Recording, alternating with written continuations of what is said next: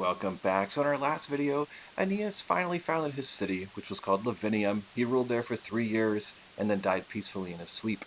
So for this video, we're going to get up to the founding of the city of Rome itself. Here are some important people, places, and dates. You might want to go ahead and pause and write these down so that you can reference them and how to spell them accurately later on. Okay, so first things first. So Aeneas, of course, had a son named Ascanius. You remember him. He, of course, shot the deer that started the war between Aeneas and Turnus. Shot my deer. Anyway, Ascanius, even though his father Aeneas founded the city of Lavinium, I guess the thing to do back in the day was, like, well, I'm going to go found my own city. So he goes just a few miles away from Lavinium, and he sees this big hill, this long hill that seems to be shining white in the sunlight, and he's like, that's the place. I'm going to build my city right there, and he's going to call it Alba Longa, which literally means the long white, meaning the long white hill, I guess. So Ascanius founds his city of Alba Longa. He rules there for 30 years before dying peacefully. And then 300 years later, so do we see the symmetry there? Aeneas rules for 3 years in Lavinium, dies.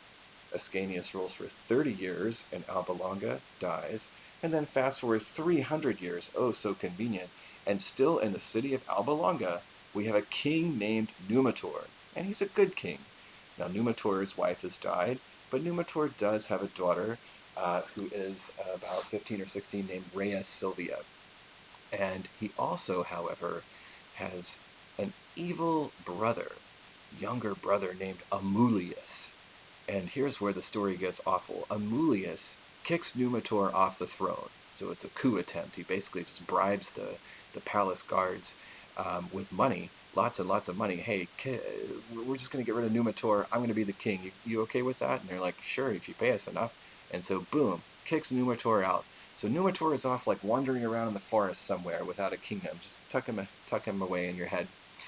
And then this is where it gets truly despicable. Amulius then rapes his own niece, Rhea Silvia, and then he wants to get rid of her, and he doesn't want her to have any relationships or children, because then that would mean that those children would be legitimate heirs to the throne. So what does he do? He actually makes her a Vestal Virgin, despite the fact that he has done this terrible, violent act against her. Now, I guess he wasn't really thinking very clearly, of course, because what happens is Rhea Silvia then gets pregnant. And, obviously very traumatized by what happened to her, and now she's pregnant, and now she's been made a Vestal Virgin. And if you guys recall, that the penalty for a Vestal Virgin, not being virginal anymore, was usually that they were buried alive. And so one day, Rhea Silvia, who's trying to wear all this baggy clothing to kind of cover up the fact that she's very, very pregnant, it's discovered the wind blows and the dress kind of shows that, oh my gosh, she's pregnant. And so the crowd gathers around her and says, this Vestal Virgin is no longer a virgin. We must bury her alive. Amulius, King Amulius, what are you going to do? And King Amulius is actually thinking to himself, ooh, well, this is an excellent plan. I can get rid of her this way. That'd be great. But Rhea Silvia has a little trick up her sleeve. She's very smart, and she knows that the Romans are kind of superstitious and kind of dumb, actually. Or, sorry, not the Romans, but the Albans. And so what does she do? She says, people of Alba Longa, listen to me. Yes, I am pregnant, but you have to understand that the god Mars, the god of war, visited me, and we've hooked up quite a bit, and whatever baby it is that I'm carrying right here, it's Mars's child. And then the crowd is like, oh my God, did you hear what she said? We must believe every word she said. Yes, oh, King Amulius, you can't kill her. No, no, no, no, no. Don't bury her alive. She's bearing the child of Mars. And Amulius is like, dang it, what am I going to do? So he can't kill her, but then he takes her and basically locks her up in the dungeon of the palace. A couple months later, she delivers not one baby, but two twin boys, of course, who we know as Romulus and Remus, R-E-M-U-S, Romulus and Remus. Now, here's the thing. The babies are born, the palace guards, the prison guards report back to Amulius, hey, Rhea Silvia had two babies, actually. And Amulius violates a key rule of story time, which is this. If you're going to kill somebody, do it yourself. Never outsource it to your goons. It never goes well.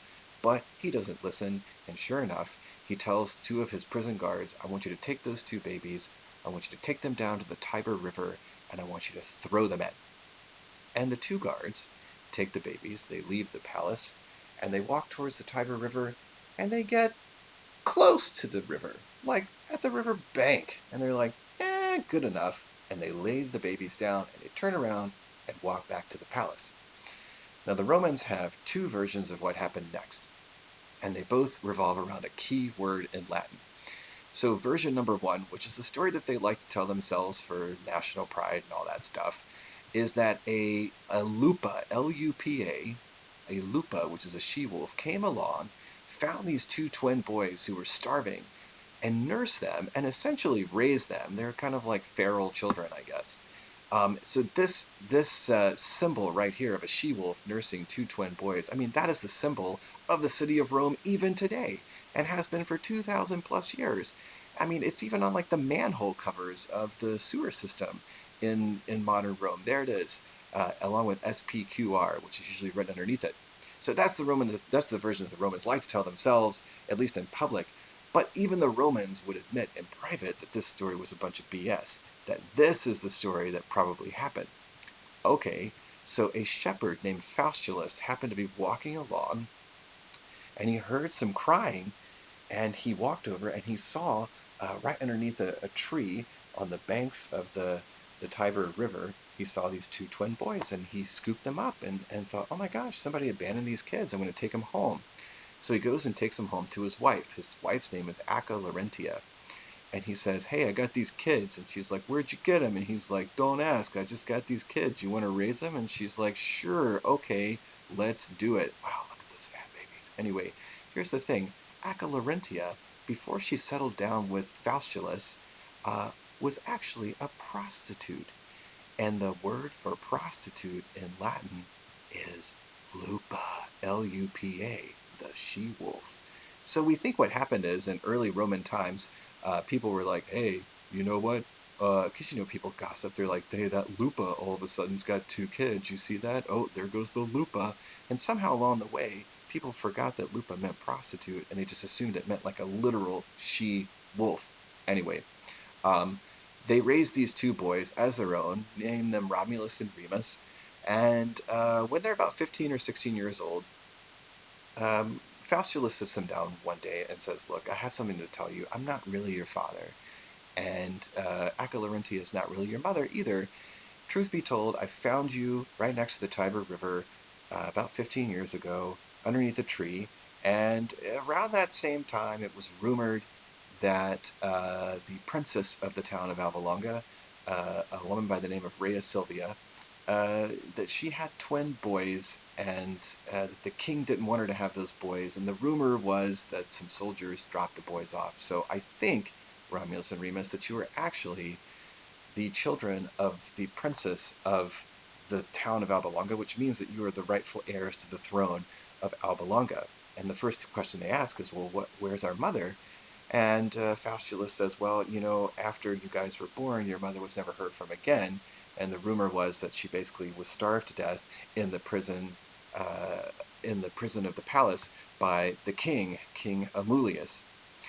And so at this point, Romulus and Remus are like, oh no, this is not happening. We're going to get our revenge.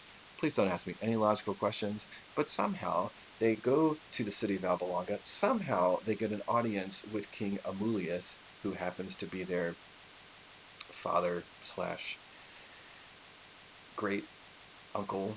Ugh. Anyway, and they murder him. That's it. They kill him.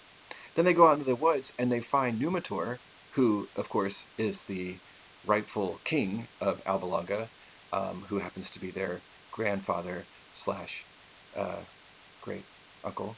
And anyway, what do? They restore him to the throne, and they say, our work here is done. We're going to go found our own city.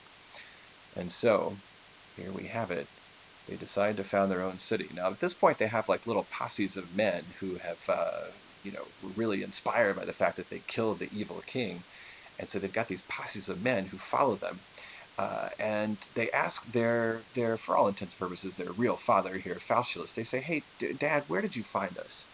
where exactly is the spot that you found us next to the Tiber River? Because that is where we're going to build our new city. And sure enough, Faustulus remembers, shows them the tree, says, here it is, right underneath this tree. And so Romulus and Remus start building the foundations of a city. Now, there's two versions of what happens next. Um, the thing is, you've got a new city. You can't have two kings. That's not going to work. You can only have one king. And so they have to figure out which one of us is going to be king. We're twins, and we have no idea which one was born first. So what do? So version number one of the story that the Romans like to tell themselves because it involves religion is that Remus and some of his men go up on one hill because Rome is founded on 7 hills, and then Romulus and his men go up on another hill, and they look to the sky, to the birds, to tell them the future. And Remus and his men say, "Look, Ecce! 6 eagles flying in the sky. It means that Remus is going to be the king." And then, all of a sudden, Romulus and his men are like, "Oh yeah, well, look, 12 eagles in the sky. It means that Romulus is going to be the king." And Remus and his men say, "But we saw them first." And then Romulus and his men say, "Yes, but we saw twice as many." And a fight ensues. Romulus and his men run down the hill. Remus and his men run down their hill, and they meet in the valley between the 2 hills, where stab, stab, stab ensues, and Romulus kills Remus and becomes, boom, the first king of Rome. Now that was the story they liked to tell. But then they also told another story. And the other story was this. These guys haven't decided who's going to be king yet.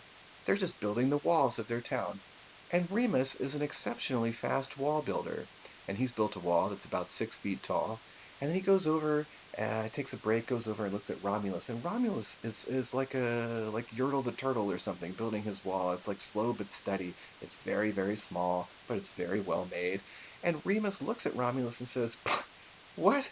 You call that a wall? This is what I do to your wall." And he leaps over the wall and makes fun of Romulus. And then Romulus gets really mad, pulls out his sword, and stabs his brother Remus in the throat for making fun of his wall.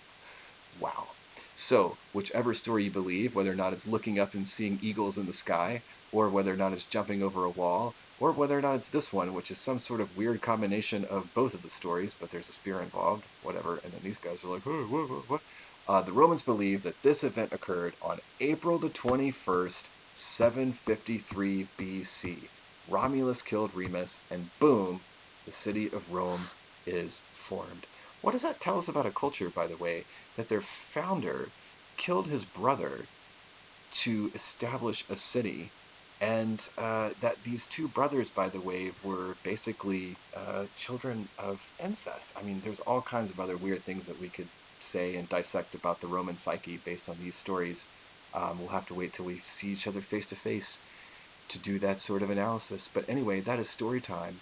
So next time on story time, King Romulus, because he's the first king of Rome, he has to figure out how to actually get people to come to his city. That's kind of a struggle, and it's not pretty. And so that'll be next time. And plus, also, the world's first hippie. So stay tuned.